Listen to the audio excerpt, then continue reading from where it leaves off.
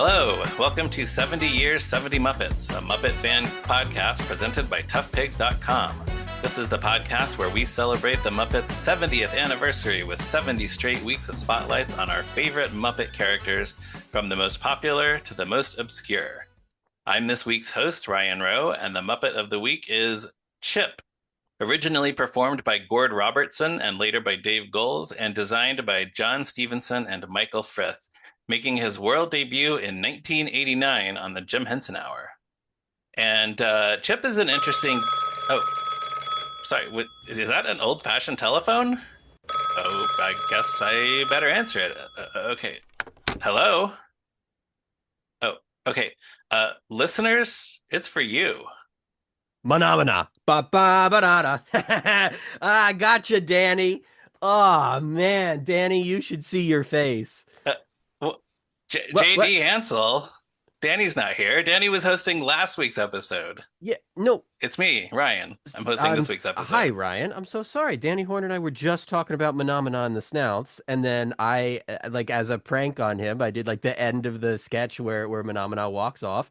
I did the version from the live show where he goes around California and gets food from In-N-Out Burger. So I walked across the country real quick, grabbed In-N-Out, came back. Oh, wow. Thought Danny would still be here given how long we were talking about Phenomena. I thought he had a few more hours of rambling in him. No, sorry. I'm honestly surprised that Danny didn't want to sit for more hours and hours of Phenomena talk, but no, it's me. It sure seemed like he did. But hey, I'm glad to see you here, Ryan. What's going on? Who's the Muppet of the week or whatever? Yeah, I was just about to do a podcast about Chip. Do you want to join me? Oh, now that's very interesting. You know, I have some thoughts about Chip. I've okay. written about him a little bit. Then it sounds like you would be the perfect guest. Yeah, we should have planned that. You should have invited me. Well, thank you for having me. Well, now that you say that, I should have. But it's good. It's good that you're here. That you just happened to pull this awesome prank. Yeah, I'm so glad. Hey, Ryan, tell me about Chip. Yeah. Well, Chip, as I mentioned a minute ago, before you Really interrupted? Called me on the phone. He first appeared on the Jim Henson Hour, but he wasn't really a character then. He is one of a handful of characters on the 2015 sitcom The Muppets who had existed before, but kind of were given a new life and new characterization by that show. Right. I would say number one on that list is Uncle Dudley. Everybody loves Uncle Dudley on the Muppets sitcom. Everybody loves Uncle Dudley. He's great. Yeah. And then number two on that list is Yolanda, I think, because before that, she was kind of just like girl rat. Yep. But she became a real character on the show. And then I think Chip is probably number three on that list. Mm-hmm. I think so. Yeah. Yes, I would say so. However, Chip's continuing something that was kind of started before with his character, but it's complicated. The origins of Chip. Yeah. Do you have anything about that in your notes, where Chip came from originally? Chip was one of a trio of characters on the Jim Henson Hour Muppet television segments and I was surprised. I would have sworn that they were on at least 3 episodes, but no, they're only in 2 episodes. I was surprised too. That series. This is the Gorilla Television. Gorilla Television, yes, along with Ubu and Zandra. Yeah, so these are sort of like these. I don't know that it's ever said explicitly, but sort of like radical anarchist punk type characters. Yes, they hate consumerism. They hate commercialism. Mm-hmm. Yeah, and so they're forcibly taking over the broadcast. They're hijacking the signal of the show that Kermit's trying to put on. Yeah. And Chip is a part of that crew largely as the technical person making it happen. Here he's not performed by Dave Goelz yet, as you pointed out. Right. Has a different voice, where it's much more of just that, kind of a stereotypical nerd voice. Yeah, yeah. And he has so few lines in these sketches. I was shocked. In the 2 sketches, he usually just appears at the very beginning. And then I think the idea is that he's going behind the camera to operate the camera for the rest of the sketch. So the first one he says, "Oh, now we're on." And then the second one he's like, "Okay, cue Zandra." And that's kind of it. Right. That "oh, now we're on" suggests that he's maybe not even very good at the technical job that is his whole reason for being at He wasn't sure it was going to work. Yeah. Yeah. I think there are a couple of things that are already interesting about him, though. I think it's safe to assume that his name is a pun on computer chip Yes, because I he's the think so. computer guy. Yes. And So, also, I don't know, maybe this is what you were about to say, but his appearance, he was deliberately designed to look like Bill Prady, who was a mhm. Muppet writer at the time and later went on to become like a hugely successful sitcom showrunner and writer. Yeah, for like I think primarily associated with, if I had to pick one thing, Big Bang Theory. Yes, yes, exactly. And Bill Prady was one of the producers and like creators or developers or whatever the word they use for the Muppets 2015 sitcom. Showrunners, yeah. Yeah, And according to Muppet Wiki, this designing this puppet after Bill Prady was a nod to, a reference to the fact that Bill Prady had been a computer programmer right. and did look a lot like this. Like he looked like a sort of a stereotypical nerdy computer programmer. And Yeah. so this Michael Frith puppet design just stretched and exaggerated that to the extreme. And you end up with just like a really, I would describe it as almost confrontational or abrasive. Like you get, how do I put this? You're hit very, very hard with the image of huge eyes and tiny Yes. pupils and full set of teeth in this very flexible mouth. Not Yeah. the way that we usually like to see a Muppet mouth at all. It's just sort of this combination of images in puppet design, with the high forehead and everything that make you go, oh, oh Yeah, no. it's unusual for Muppets to have teeth at all. So, Hmm. yeah, he does have teeth. And then, yeah, they were absolutely trying some different things with the design of the characters on the Jim Henson Hour in general. So, yeah, he's just part of that. Right. And I don't think audiences ever really liked that decision to go in a different direction design wise and make No, them as more evidenced by upsetting the to fact look that at. almost none of those characters survived past that series. Yeah, and it's kind of shocking that Chip did, and I think he did survive in part because of the joke of look at this one Muppet who looks so out of place and is just kind of a lot to take in. Yeah, although I would say he probably looks more traditionally Muppety than Ubu, his partner in Gorilla Mm, Television, and certainly more than characters like Digit or Leon, yeah, who are just made of materials that are different than right. Muppets usually are. Right, yeah, more than Digit for Chip sure. at least looks like his face is soft, like Yes, yeah. Kermit's face is soft, Right. or Scooter's. He looks like he's made out of Muppet material. Yeah, He's the same yeah, he's the same color as Miss Piggy or Link Hogthrob basically. yeah, sort of. Uh f fits in nicely enough with like Statler and Waldorf or something like that. Yeah, yeah, easily enough, I would say. Yeah. But the big difference is the eyes. He's got Yeah, that eye mechanism in which he can blink, but it is just the pupils that blink, right. which means you have moments when he has these clear eyes when he has blinked and keeps them shut for a His moment. eyeballs are just completely sheer white. Yeah. Yeah. But there's like a little bit of a shadow in them because it's sort of Yes. indented, and so they're sort of a gray, and it's just a very strange image that kind of violates the thing that you expect from a Muppet design usually, which is that connection with the eyes. Like that's such a big Uh-huh. part of Muppet performance usually is you connect with the pupils Yeah. and then feel that Kermit is real. Right, which is Most why some characters, people don't like Muppets with little tiny black, like mhm, beady dot eyes. right? Like at the end of the Happiness Hotel number Oh, that or too. something like Yeah, but that, I'm where thinking like well, like the puppets from Animal Jam, where they all have just like little round dark eyes. They oh, they I don't see. have like an eyeball and a pupil and an iris. Just Right, right. yeah, Yeah, it's a much more simplistic approach that does not feel nearly as Muppety in design. right. And this is different from that, but I do think it's related, sort of here, like Yeah, I this think so. very I different approach to Muppet I Eyes have to that say that though, just works I perfectly. I like how weird it is. I do I too. think it was a fun choice because again, I don't think there's any other Muppet that has this kind of mechanism in their in their eyes. Not that I can That think of. I think it's Chip's so unique in weird, this. and I like that. Yeah. Yeah. And then he has this brief moment on Muppets Tonight. Like I'm just looking at his speaking parts for the most part, Sure. because Yeah, because he he kind of fades into he does show up a little bit in the ensemble after the Jim Henson Hour as just a background character.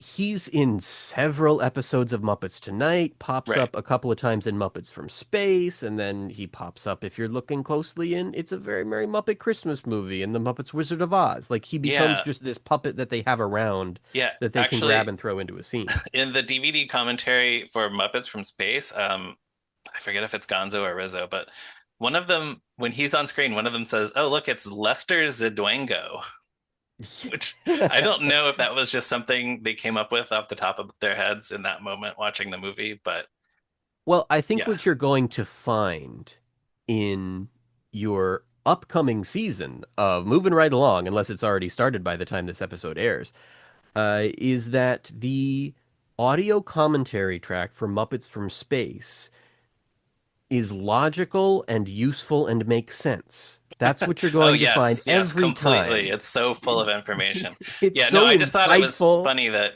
by the time of Muppets from Space, apparently even Dave Goelz and Steve Whitmire had forgotten Chip's name.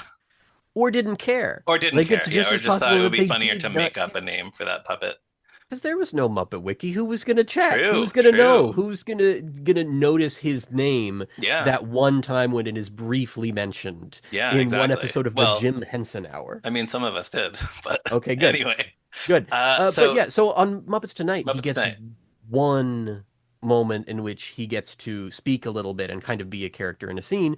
And now he's played by Dave Goelz with basically the same voice and I would say kind of the same vibe and mannerisms to I a point. guess I had not even known about this really. I've seen this episode many times, but I didn't even clock, as they say, the fact that this was Dave Goelz performing Chip in a scene until I I was think it looking is. at Chip's Muppet Wiki page. Like I think it is. It It sounded is, like it yeah. to me.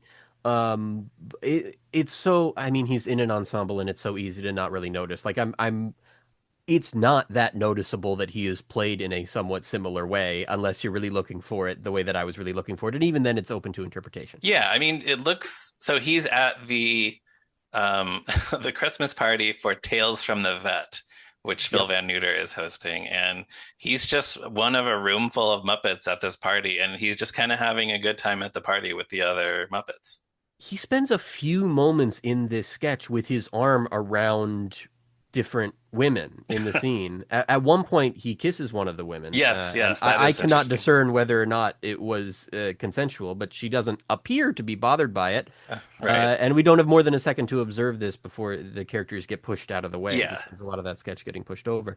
But he does get to say to one of them, as he's holding up a little photo, "This is a photograph of my kitty." Yeah. That's the line. He shows a picture of his cat Yeah. and says it in like this very precise and proper way. And in a way, it sort of sets up the way that he's going to talk years later on the 2015 show, when his language is going to be very precise with a few big words in it, at least in his first episode. Yeah, I guess It's that's it's a right. it's a small Yeah, connection, it's but it is just like the such a first brief trace of an appearance. inkling of something that Dave is going to figure out what to do with this character years Right. later. Where it gets really interesting, if I may jump ahead, Yeah, go is ahead, jump. the pitch that they made for the 2015 series. Because that one is the presentation Oh, the pilot is. presentation pilot. Yes, that's the next thing in my notes. Okay. Yes. Why don't you go ahead? Oh, just before the network ABC had greenlighted this sitcom, they did this presentation pilot. They hadn't quite figured out what the show was going to be yet. Like they're not talking about this is a show about Piggy hosting a late night show. It's just kind of Kermit saying, No, not at "Hey, all. this is our presentation pilot, so ABC will hopefully pick up our new show." Um, Well, it has the style of the show. Like right? it Yes. visually looks like an episode of the show. It has the idea of Fozzie's got a human girlfriend Yes. and her parents are judging him for being a bear. Like a Right. lot of that stuff makes it through to one of the first few episodes unchanged. Right. A few jokes make it straight through the whole, Gonzo saying to the camera that's a terrible device and then saying to Yes. the rest of the group, great device. Right. So some of those basic ideas do make it through. Chip is different in this He presentation is, pilot. and I think that's very significant to the way that I perceive Chip in the series, which maybe will make more sense if Hmm. I hope I can clarify that as we go along. But yeah, so Kermit is kind of just describing to all the other Muppets what their new show is going to be like. It's going to follow their personal lives and so on. Um, and then, yeah, Chip just shows up and asks Kermit if there's room on the new show for incredibly obscure characters no one remembers. And he's like surrounded by obscure Muppets behind him, where there's like the thingy thing or whatever. Right. Yeah. Um, but yeah, the reaction is just kind of like, oh, yeah, sure. But I guess the joke is even the Muppets don't know who Chip is. Right. Kermit asks the joke is actually so much more, dare I say, postmodern than that. Where Kermit kind of basically asks, "Who are you?" Like pretty straightforwardly in a way Yeah. that he doesn't normally do with other Muppets. We kind of assume he remembers who all of them are. And Chip is just like, I don't know. I think I was maybe in a Christmas special or something. Yeah. And And then he like it's says, something like, I'll figure it out. yeah, he Yeah. doesn't remember who he is. He Right. doesn't remember what he was in. He just doesn't know what Muppet he is or what he's from, Yeah. which is to me the funniest Chip thing Yeah. in existence is this presentation pilot. Yeah, that is very funny. And that sets him up as just kind of a lovable weirdo. And the Hmm. Muppets are full of lovable weirdos. Yeah. I don't know if it would have been sustainable on an entire series to have a Muppet whose whole thing is that he doesn't know which Muppet he is. Actually, that might be funny. I think I would like to see that over But also, an entire storyline. I would too, but also that is showing an understanding of the Muppets as characters from things, not as Right. actors who work in things. Like that Yeah. was a joke definitely just made for the executives behind the scenes and not Yes. made to go public because And it goes also, against the way that we think about Muppets. right, exactly. And also the show itself was not really interested in going that weird. It was trying to Right. be more grounded with the Muppets, for Right. better or worse. Yeah. For Yeah. better and worse at different times in the series, I would say. The incredible punchline in that, or payoff, you might say, in that presentation pilot is later in a totally different, unrelated scene after you've forgotten about Chip. He kind of inserts himself. You just hear from off screen, hey, and like the camera whips over, and there's Chip going, was I in Muppet Treasure Oh yeah, Island? And right. of course, he absolutely would not fit in that movie at No, all. no, But that's something that like they never talk about Muppet Treasure Island. They never reference that. right. But for me, it is just it is it's the best Chip moment, and it's weirdly it's one of It my favorite just Muppet moments. yeah. No, I think this presentation pilot is probably the best of Chip. But yeah, it's also I don't know if we've said this already. This he is performed by Dave Goelz here, and this is the voice that he would be doing on the series. And it felt exciting then when he showed up on the series, Right? um, because this is kind of essentially a new Dave Goelz character after decades Yeah. of him being a performer, one of the main performers. And that doesn't happen very often with the core performers. They're not assigned a new character. They don't really get the chances to come up with No. new characters. So Yeah. You expect like maybe a new Peter Lin's character or something, which would have been welcome, and like I always welcome more of those. oh yeah. Well, we But it got Joe the is Legal Weasel a few years later. eventually, yeah, Yeah. yeah, yeah. It was really exciting, and it was at first he just kind of appears once again as a background Muppet for those first couple of episodes and isn't Hmm. explored, and then episode three, like he actually it gets to be like a real character on the Yes. show with a name and a job and lines and all that. They decide that he's Chip, the IT guy. Hmm. And I believe he first shows up. He's working on Gonzo's computer, and then he ends up reading Gonzo's emails and Yep. showing Rizzo and Pepe Gonzo's dating profile. So, and then it kind of like that's kind of what he's like on the rest of the season. I always thought he was funny on the ABC sitcom. I was aware that some people just didn't like him, but I thought it was mostly because of his weird appearance, the teeth and the blinking Right. pupils. I agree with Um, you that like for most people that is absolutely the problem with Chip. yeah, He's just unsettling and off-putting he has an visually. off-putting appearance for a Muppet. Yeah, but obviously, like the writers liked him. They kept writing for him. They kept giving Hmm. him more and more to do. Um, I think Dave liked him. I think the performers liked him because they've circled back to him yeah, since the show. right. But then, just recently, because of you, I started thinking about Chip in ways that I had not before. Mhm. So, do you want to go into that? Sure. So I wrote an article a few months ago called for toughpigs.com called On Representation, Abstraction, and Chip. And this piece was part of my series called The Tough Pigs Beacon, An excellent which, article series, which everybody should read. thank you. It's an article series that is exploring the relationship between the Muppets and neurodiversity. And neurodiversity is a subject that has become very, very important to me as I over the years grew to accept myself and understand myself as a neurodivergent person. I would call myself an ADHDer, someone who is autistic and has ADHD.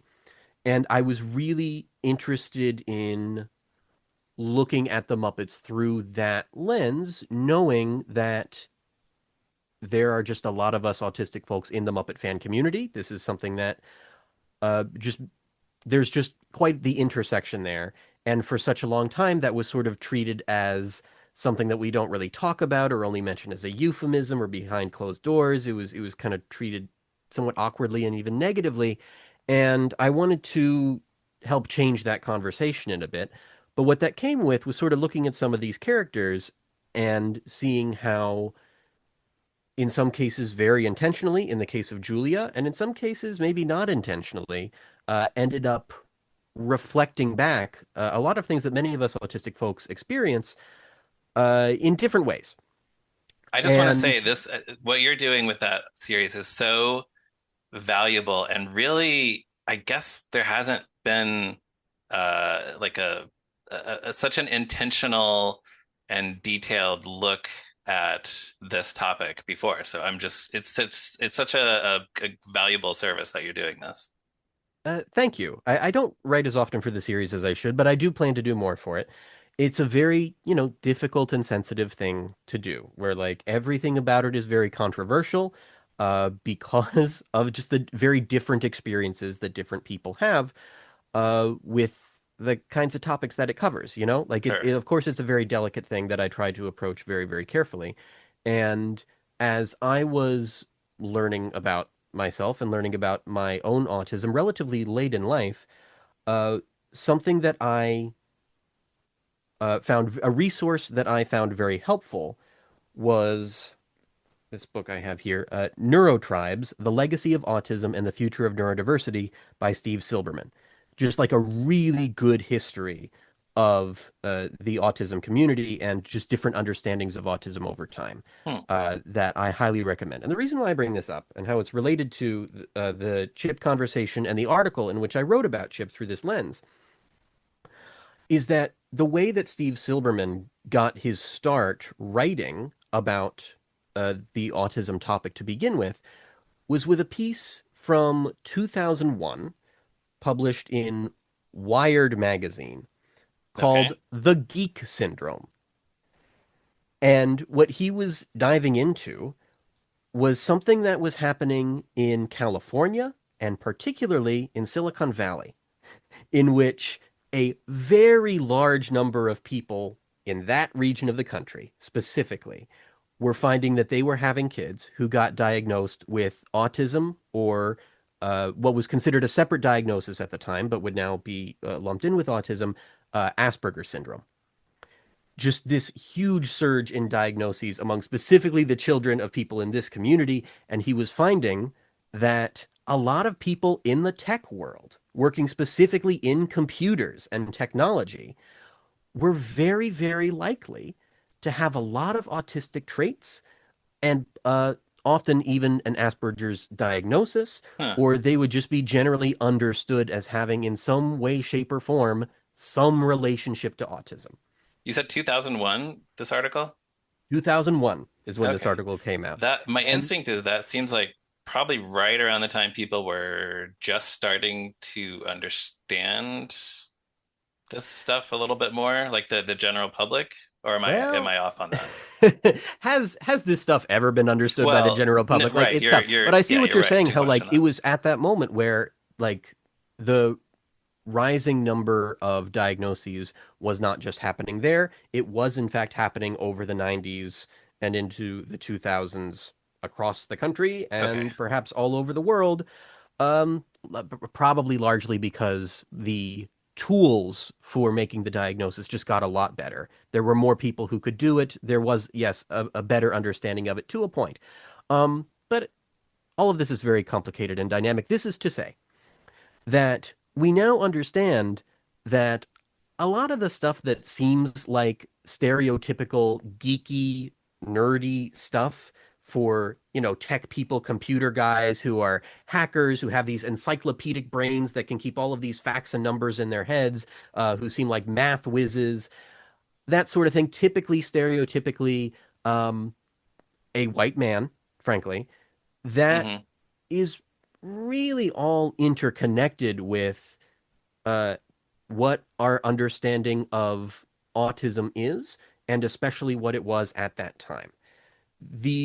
It turn out to be like really interconnected, and a lot of those things that are nerd stereotypes are also autism stereotypes. And where this relates to this conversation is uh, uh, the Big Bang Theory. The Big Bang Theory, as we said, being written by Bill Prady, one of the Right. showrunners of the 2015 series, which more and more people recognize that Sheldon on that show in particular, in this show that's about what nerds are like, like everyone could kind of tell that this was meant to be a character, or at least was coming across as a character that was autistic, or at the time, it might be said, had Asperger's syndrome or something like that. Right. The history of those two different names is it's really complicated, and I can't really get into all that here. But they've that's always had a relationship. And today, through young Sheldon, that's the way that the character is often read, particularly by autistic folks who are able to see this and recognize that. They Hmm. recognize some of their own experiences, and they also recognize some of the stereotypes that have perhaps gotten in their way in some ways. Sure.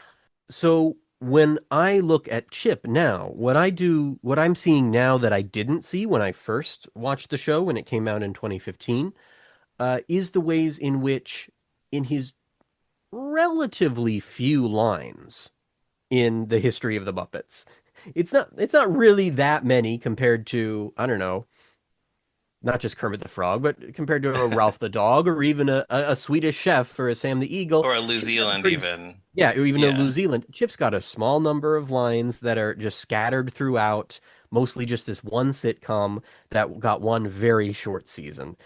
Doesn't come in till the third episode and isn't used that much in the last few episodes. He nevertheless is checking a lot of boxes that either pertain to common stereotypes of autistic people or are just straight out of the DSM, Hmm. the diagnostic manual that any clinician who wanted to give someone a diagnosis would have to use. Right. So just briefly running through the first part of the criterion here so that people know that I'm not making this up.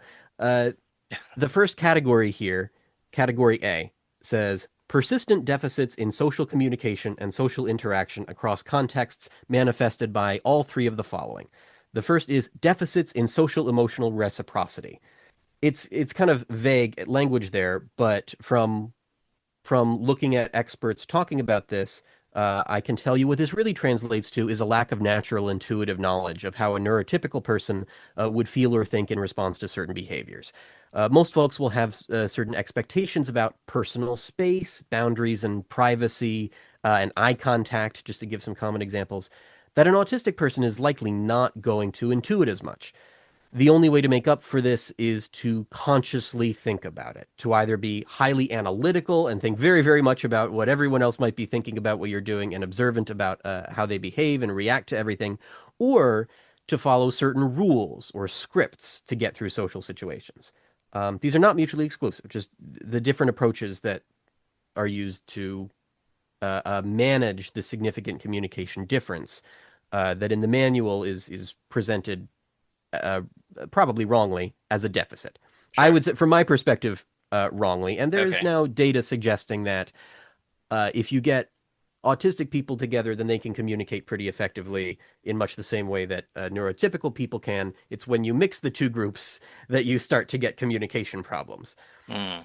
So the deficit model, oof, it comes with a lot of problems there and doesn't actually account for all of our experiences or all of the research. But Huh. in any case, this is the way that it's presented here. The second point is deficits in nonverbal communicative behaviors used for social interaction. This basically means that an autistic person is not intuitively reading nonverbal social information that might be clear to others just from looking at someone's posture, facial expression, or even hearing the tone of voice. So, once again, this has to be made up for with some combination of rules and thoughtful analysis. It's also difficult to know when or how to join a conversation or reply to someone without being perceived as awkward. And then the third one is just deficits in developing, understanding, and maintaining relationships. That's pretty self-explanatory. Yeah. We often want friends or, romantic partners or whatever kind of relationship it may be, but that stuff's really, really hard. So, just from that, we have a lot of the features that make Chip who he is, and that are often played for laughs in his scenes in the Yeah, and 2015 series. that's why it's a problem, I guess, is because he is not as fleshed out a character as some of the others, He's and not. these short scenes with him are like the laugh is at his expense. Very often it is, Yeah. and it's interesting because this is a character who's designed to be, as you said, here's sort of a wacky, weird guy. And the Muppets have lots of wacky, weird guys, and we love that. Right. And autistic folks can see a lot of our experiences in a lot of those wacky, weird guys in ways that feel totally fine. Hard to tell if the show actually likes Chip the way that it likes Gonzo or Fozzie, or at least the way that we know the Muppets usually do. Hard to Yeah. tell what the point of view is. And also, I guess really my point is his random, quirky, weird things are not boomerang fish. It's not gargling Gershwin, stuff that's just made up randomness Not that's sort of so silly and cartoonishly funny. wacky. Right. Yeah. It's more specific things. So you look at this first speaking part that he has in the show, Bear Left, then Bear Right, the third episode. Hmm. Chip enters the writer's room, sort of interrupting a conversation, but saying excuse me in an attempt to be polite. He explains that he received a work order for a repair, and Rizzo asks who he is. And he says, I'm Chip. I'm the IT guy. And in fairness, it is kind of funny when he then uses his one-on-one interview to simply repeat, I'm Chip. I'm the IT guy. Yeah, I mean that's just them playing with the format again. Yeah, Yeah. it is. But also, it's interesting that that is his moment to communicate what he is feeling as a person, and he doesn't really know how to do that. He just kind of has his Uh, line that he repeats. yeah. He then invades Gonzo's privacy by going through a very personal email of Gonzo's, violating a generally understood personal boundary. Right. In a later episode, we'll learn that he hacked into Denise's medical information. Yes, he knows when her prescription is due to be refilled. Hmm. Later, when Miss Piggy is trying to subtly communicate with Scooter without looking directly at Scooter, Chip misreads that as Piggy talking to him. He says, oh, well, you're looking at me, and I've been taught that when people are looking at me and talking to me, they're talking to me. And that's such Yeah, an interesting line I had because totally forgotten about that until your article, but that is very interesting. that's one of his first lines in the show, and one of the Yeah. only glimpses we get into his personality and what he is like as a person. I've been taught that when people are looking at me and talking to me, they're talking to me. It like grammatically, it doesn't quite make sense. Like, why does he repeat they're talking to me? Joe actually brought that to my attention when I submitted the draft of that article. He's like, I don't have the episode up right now, but is the line really? When people are looking at me and talking to me, they're talking to Yeah. me. And I'm like, yeah, strangely, I don't know if the line was flubbed or something, but that is what it is. And so he's using rules in order to determine communication because Right. he clearly struggles to read it properly. Piggy says, I don't even know who you are. He replies, I'm Chip. I'm the IT guy. He's Yes. using this script again that he has in order to explain himself. And Chip continues to surprise other characters by sort of just appearing unexpectedly in their scenes. In episode 10, Single All the Way, Sam the Eagle is standing under a mistletoe to get a kiss from Janice. Creep. And when he Well, turns around, he finds Chip standing right there, now like right in his physical space, making intense eye contact, as he was built to do. And Chip tries to socialize with Sam here, but none of it works as he talks about licking the coating off of Pringles and throwing the rest away. Some fairly random silliness, silly nonsense that I don't he mind. likes That's not Pringles related to because they anything. look like a human tongue. Yes, they're shaped like a human tongue. Like Yeah. they're the perfect fit. I know what he means. Yeah. He's got a good point. Um, but then he asks if Sam sees colors as numbers the way that he does, which is a common enough experience to a degree, but it's actually a type of synesthesia, Mm-hmm. specifically a grapheme color synesthesia. Synesthesia means that one cognitive or sensory pathway is kind of jumbled with another, like one will trigger another. So this might mean experiencing tastes in response to hearing certain words or seeing colors in response to certain sounds. It's not part of the autism diagnosis, but it's notably more common among autistic folks than non-autistic folks. Oh. And so they're often seen as being kind of related. Hmm. Near the end of that episode, Janice just tells Sam outright that Chip has a hard time making friends. She just Yeah. has the thing. And it's done in a way there that's like pretty, sympathetic with the character. It's clear that like Janice is kind of looking out for Chip, and wants him Yeah. to get Janice to have is saying friends. she noticed that Sam was having a conversation with Chip and she thinks that was very nice of him. Yeah. Yeah. In that case, she's the one who has misread what was being Well, communicated to a point, but yes, she but just her saw them intentions talking. are good. Yes. Yeah, she just saw them talking. But we see in the way that he communicates that he's supposed to be sort of an awkward guy who doesn't really know how to do this apart from following what rules he has or what scripts he has. Yeah, that's true. And to a point, that awkwardness is the joke. It's the awkwardness of the way that he makes eye contact and the way that he uh, misreads situations. Um, just looking a little bit at other stuff you might find in the diagnostic criteria, Chip is ticking fewer boxes here, but fewer are actually required for diagnostic purposes. Looking at this from the medical side of things, because here we get into restricted or repetitive behaviors or interests, or just things that need to stay the same. And for someone like myself, that's going to be the Muppets. The way that I just always come back to the Muppets and have that encyclopedic knowledge of the Muppets, not as much as some other fans in our community do, but the way that I just keep coming back to this one thing that is so large in my life and that surrounds me in this room right now as we're talking. Sure. And the sort of interests that were first noticed in the geek community, I guess, among people who might be said to have the geek syndrome, were those technical interests in computers, but Hmm. also in trains. Trains were a very big Oh. one, which might seem random here, but it's a known thing that was actually common, but is now thought of as part of a stereotype because we know about other interests that autistic folks Well, tend to have with the and same degree of intensity. trains are probably one of those interests that you could trace back a very long time because like model trains have been Yeah, around for so long and yeah. yeah. But what you will often find among autistic folks who have a particularly strong interest in trains is they can memorize train routes and train schedules. Hmm. Yeah, the routes and schedules, not just the model numbers. And I bring this up because in the seventh episode of The Muppets, we find that Chip has been on his computer hacking into, I don't know what he would hack into to do this, but rerouting train schedules. They Oh, could have made that anything. I Like missed that scene. Oh wow. it's Okay. yeah, Huh. it's just a random throwaway line in which he has to do something on the computer that could be getting him into trouble because he's being pranked. Hmm. He thinks he has been called by the FBI. It is actually Rizzo and Pepe, Oh, that's right. And which then he's so excited because that means he has friends. yeah. Yeah. Uh, and that's also a common thing, actually, is reading people being mean to you as them being your friends. Oh. I know, but it's a thing. Speaking to the social side, but also gullibility, for lack of a better term, Hmm. is such a common experience among autistic people. Just not knowing enough to know when you're being tricked.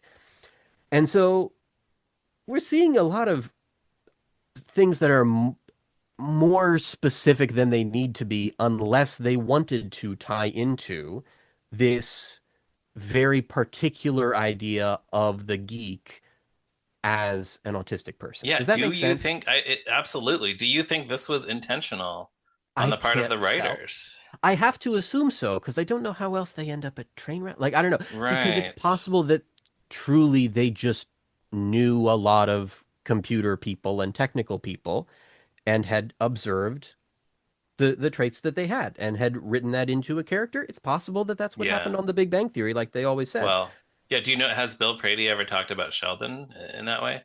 It seems my understanding from what I've seen is that it has only been him saying we were just writing about people we liked Okay. and not We really should going into any further detail. we should find a way to ask Bill Prady about Chip, I I guess. I I somehow I don't think he wants further questions along the same lines, but I don't know. It'd be interesting if someone wants to try to. I'd be Yeah. curious. Um, but it's tough. As the show goes on, you do get more moments in which the humor with Chip is just random silly nonsense. Like he does not seem to in episode 12, he does not seem to understand what a newspaper is and think that someone has somehow printed out a computer screen. Yes, on paper. Yeah. He says he was born with a tail, and we see he now keeps it on a necklace. So, quote, when I'm reincarnated, I'll be whole. I don't know how funny that is, but it does put a smile on my face. It's silly, and so far as Yeah. I can tell, it's just, isn't this an interesting idea for a person? Right. I think that's more in the silly realm. Yeah. Yeah. Yeah. It's tough, though, because the fact is that being an autistic person is a way of being a person. It's a way of being a human. And the thing about being a person slash human is it is silly. It's always silly to be a person or a human. There's always Uh-huh. something kind of funny about it or absurd about it. Everyone has their idiosyncrasies. Everyone has their ways in which they're totally absurd and driven by impulses that no one will ever understand, Even that if the are silly thing weird. about them is that they try way too hard to be normal or Yes. morally upright or upstanding or Yeah. whatever. Yeah. Or if someone is just naturally normal, that's really Oh weird. yeah. And that can be really funny. But like I don't know. Thinking about this in relation to other times when something like this happened, on Dropout TV, the comedy streaming service, one of their flagship shows is Dimension 20, and that's one of their role-playing game shows, a Dungeons and Dragons type thing. That is one I have not watched yet, but It's a big commitment to watch it, but you sure. can just pick one of their storylines. Okay. And the first storyline that they start that they keep circling back to is Fantasy High, a fantasy world like what you're expecting from Dungeons and Dragons, but also it's a high school movie. Hmm. And we follow teenagers in sort of a Breakfast Club fashion as they are also having to deal with devils and that sort of thing. Uh, and I bring this up because in the second season of Fantasy High, we meet a character that is just sort of created in the moment without any intention by the DM, Brennan Lee Mulligan, who happened to become a main character in that season. Hmm. Her name is Ida Eggfort, and over the course of the show, it becomes clearer and clearer that even though Brennan didn't mean to do this, he had created a character that the fans who were watching this recognized as an autistic character, especially because the autistic fans like saw themselves in the character and Ah. saw things that are associated with autistic people in the character. And so by the end of that season, he has the spoiler. Don't listen to the next few seconds if you don't want the part of the end of it spoiled. He has the character receive a large number of books about autism and is thrilled to have a better understanding of herself. Hmm. And it's really nice. And I think everybody likes that character. I'm quite fond of the character myself. Um, and he had no intention to do this. Like he started basing the character off of just his friends, off of people Right. he liked. And it was late in the game when he thought about who among his friends, who among the people he liked, and realized it was his autistic friends Hmm. and rolled with it. And is that character funny? Yeah. And is the comedy related uh to the different expressions of her autistic experience? Absolutely it is. But it is handled with so much love and empathy and compassion at the same time. And also there's time in this show where every episode is like an hour and a Well, half long yeah, to sure. develop the character a little bit. Chip, there isn't that much time with him. We're getting him for like a 10-second joke at a Hmm. time, not even in every episode of this season. Right. So, And so it's very, very hard, I think, for the Muppets to know what to do with Chip. yeah, There just hasn't been a lot of room for any of their characters to get much development recently, apart from, I guess, the Mayhem. right. Well, if there had been a second season of the Muppets sitcom, do you have any thoughts on how they might have improved, like, done a better job of writing Chip? I don't know. I think they started to figure out that they wanted to just have him do strange and surprising things more than anything. Okay. Because in episode 8, there's some tap dancing bit where he just shows off his tap dancing, and that doesn't mean anything. Like I said, episode 12, he keeps the tail on the necklace. Yeah, he says he Like, doesn't have a dream, but then it cuts to his talking to the camera, and he says his dream is to tap dance across the world or something like that. Yeah. and like it's very interesting to try to get to know a character who at the same time you feel that you can't totally get to know, and that's okay. Right. Um, and I think that the show more and more over time kind of likes him. It seemed like Dave liked him. It seemed like the cast liked him. And they brought him back in other things afterwards. He pops up in Muppets Haunted Mansion. He Yeah. pops up in the Muppets Now show on Disney Plus. It's not called the Muppets Now show. It's called Muppets Now. But Right. you know what I mean. Keep circling back to the character, and you know what? Good. I'm fine with it because I think that the way that Dave is playing the character is naturally really funny, and that's Yeah. often when these moments get laughs. Even when the joke is just, here's this awkward guy, and we're not going to tell you explicitly why he's awkward, Right. but it is connected to these specific things. Yeah. Um, a lot of it's still just because Dave's performance is so darn funny. It really is. Yeah. But and Like they gave he, him a week as the 70 70 Muppets Muppet of the Week, so that says something. yeah, and I think it's good. I'm okay with this character continuing to be around. Think that they have to do it thoughtfully. Sure. And if they do want to decide that they're going to approach it in a way that embraces some of his autistic traits and says, okay, we're doing this kind of stereotypical tech guy, then you know, you give him a little bit of story or give him a few moments in which Something. we actually kind of see things from his perspective a little bit more. Yeah, that would be great. Uh, it doesn't have to be that much, but a little bit I think goes a long way here. And the thing is, they have done that with silly and weird characters before. Think about what they've done with Gonzo, the ultimate weirdo. How Yeah, much yeah. they have made us really love him and root for him in so many ways. Um, and that happens to also be a Dave Goelz character. So I think it can True. work. I mean, Zoot.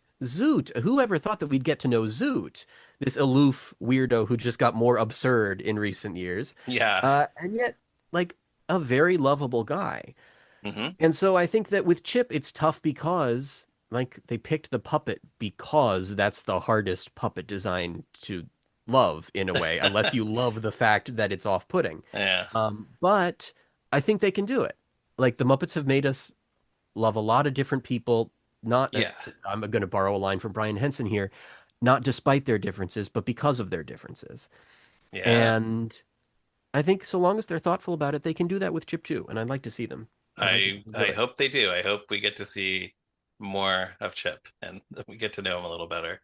Yeah, so then I guess one more important question before we sign off here. Other than Pringles, what do you think? What kind of chips do you think Chip likes? Oh, well, we already said computer chips, so that's out. Yeah. Like, do you think he prefers Doritos, Sun Well, Chips, Tostitos, Munchos? you gotta think about what's not going to make a big mess on the computer keyboard. If you're eating Ooh, yeah, they're Doritos, greasy. The Dorito dust is getting all up in the keys, even Yep. with a particularly salty chip like Fritos. You can get that salt stuck in the keyboard, which is Yeah. gonna mean you're gonna have to get out the compressed air to blow those pieces of salt out.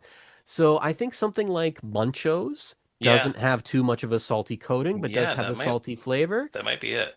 And it's the chip that I associate with the Muppets anyway. Absolutely. So Those old commercials from the 60s that the Muppets did. that's my final answer. Was that Okay. correct, Ryan? That's a great answer. Yeah. I had a whole list of What? chips to bring Yeah, up in go on. Let case me you hear could. your answers. No, I don't think I have a better answer than that. I was more wondering if Cheetos count as chips. I Um, was thinking about that as I was thinking about the cheese dust question. Yeah, yeah. it's tough because they definitely function as a chip for most Yeah. purposes. Like And if somehow, you're in the mood for chips, you could grab Cheetos, right. but Somehow to me, Chip just seems like the kind of guy who would like Cheetos. I can't really explain that, but right. it just seems like he would. Yeah.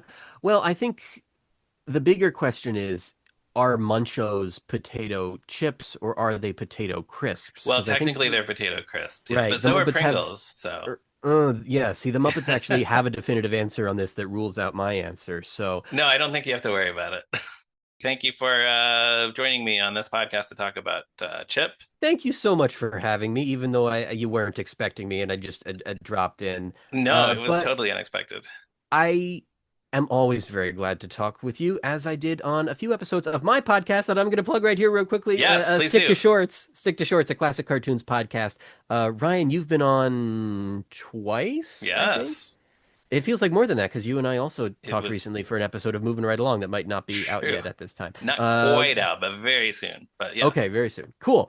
But yes, if you're a fan of, dare I say, if you're a fan of us? No, if you're a fan of Tough Pigs people, such as myself or Ryan, or Danny Horn for that matter, talking about Muppets, then you might also like hearing us talking about the classic cartoon shorts with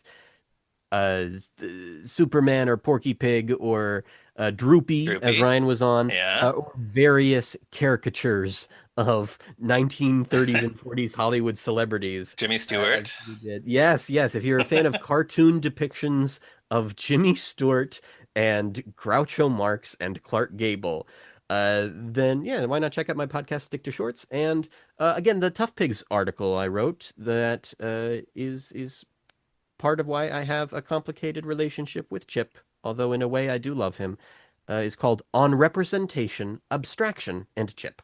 Yes, yes. So everybody go read that. And yeah, okay, I guess we're done. So now, Oh, and Ryan, sorry, one quick thing. oh yeah, what? Uh, was I in Muppet Treasure Island? 70 Years, 70 Muppets is a Muppet Fan podcast presented by toughpigs.com. Hosted by a whole myriad of people and edited by them as well. Produced by Jared Fairclough. The Muppets 70 logo used with permission by the Muppet Studio with thanks to Danny Iglesias, Frank Reich Snyder and Lee Slaughter. Don't forget to follow toughpigs.com on all social media platforms. You can support us by heading to patreon.com/toughpigs or buying a t-shirt at tpublic.com/toughpigs.